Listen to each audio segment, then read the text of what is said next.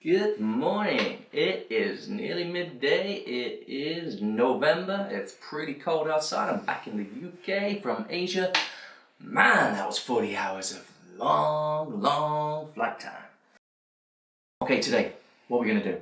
We're going to do 7 reasons why Micro Four Thirds makes the best travel cameras. Boom. Cue the haters. Okay, size and weight. Small, lightweight, portable, easy to carry with you. What's not to like? 45 1.8, beautiful portrait lens, tiny little thing. Olympus A7III II, good camera, 16 megapixels, small, light. I've got the battery grip on here, take it off. Now it becomes even smaller. Take that lens off, stick a 25mm 1.8 on it, it's tiny. But if I want it to be bigger, with the bigger lenses, again, you've got the options. Small and light, great stuff, that's what I want when I'm travelling. I do not want to be carrying big DSLRs. Lens choices. No point in having a small light camera if you've got no good lenses. You've got lenses through from fisheye wide angles up to 300mm telephoto zoom. And you've got varying quality from the cheap kit zooms, which are still okay for most sort of casual use, through to things like this, the 75 1.8, which is some of the sharpest glass you will get. It is, whoa! You've got Olympus's Pro range of lenses, which this 12 to 40 is part of. You've got a wide angle 7 to 14. You got everything you need. Everything you need. The only thing you don't have is tilt shift. So if you want tilt shift, you're gonna have to get an adapter. Okay. Number 3. There's no point in having a good camera and good lenses if the sensor inside this thing gives you poor image quality. Okay. The image quality on this is perfectly usable for everything up to about ISO 3200. It's good enough for professional work, it's good enough for prints. I've printed 30 by 20 inch prints off Micro Four Thirds, sold them, very happy, customers loved it. Image stabilization. Inside here, the sensor is stabilized. What does that mean? It means that you don't get juddery shots. You can shoot handheld at low shutter speeds. That means I don't need to carry a tripod most of the time. I can shoot with the EM5 Mark II as low as about 1 second and still get sharp shots. That means I can keep the ISO down and still retain good quality, still keep good sharp shots. If the camera doesn't have image stabilization in it and there's none on the lens, then you've got to follow the reciprocal 1:1 rule for full frame, or you double it with this.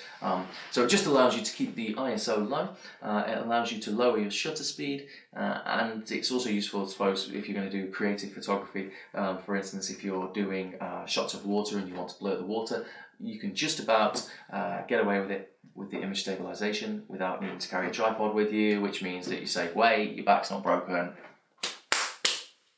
Brilliant. When I'm travelling, I've been in the Philippines 3 years now. I'm travelling around Asia, different places, Malaysia, I've done South America, you know, all these different places. A lot of the time, I don't want to be shoving a really obviously expensive camera in someone's face or having really expensive kit on display, because it's not necessarily safe to do so, but also I find it a little bit, I don't like to do it, because sometimes the camera gear that you're carrying as a, as a tourist is worth more than they may earn in a year. So I like the Discretion of Micro Four Thirds. It looks not much more expensive to the casual user than a point and shoot. Yeah. So I like it. It's discreet. It allows you to get into places that large cameras are not allowed. It allows you to take photographs that, if you have a big white lens on a DSLR, that people would freeze up, they act differently, they see the camera, they feel uncomfortable. With this little thing, no one really pays much attention. It means you can get actually better shots. Number 7, video. Video is becoming more and more important. Even I'm doing it now, and I've always been a bit averse to it. Video on Micro Four Thirds is great. It ranges from good to phenomenal. The EM5 Mark II has high definition, 1920 by 1080p. It does a little bit of slow motion, up to about 60 frames a second, so you can get some slow motion. And obviously when you're videoing as well, the image stabilization system means that you can get video shots handheld, you can pan handheld, and you don't need a tripod again. Great. It ranges from the things like this, EM5 Mark II, which is okay for video, but it's good enough for pretty much, most travel use. unless you have specific requirements, up to the GH5, which I am filming this on, which blows my mind for the video quality and for the options that even I'm like, what, 422 10-bit ding da. It does everything. If you want a camera that is top of the line for video, it's got 180 frames per second slow-mo, 120 at really good quality still. It's got 4K with the new firmware update. It's 4K 10-bit internal recording, 422, 400 megabytes a second, all intra codec. I mean, blah!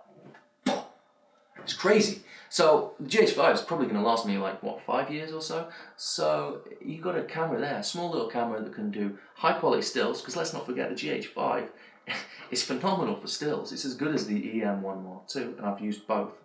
The video quality is boom. Okay, so there you go. I gave you 7 reasons. Just pretty much off the top of my head, there's a load of other reasons. There's going to be loads more content coming up. So give me a thumbs up. I'd really appreciate it, guys. That helps me to keep doing more videos like this. I'm going to be reviewing all the equipment you see here, all the equipment I'm using now, Mavic Pro drone that I got recently, and also I'm going to be vlogging with my family because we're moving to Ireland. So I'll add a few vlogs of trips to Ireland, things to do in Ireland, the trip from the Philippines. I've also got some tutorials coming up on Lightroom and Photoshop, so I'll take you through my workflow. Thanks for watching. I'm going to keep it short, sweet.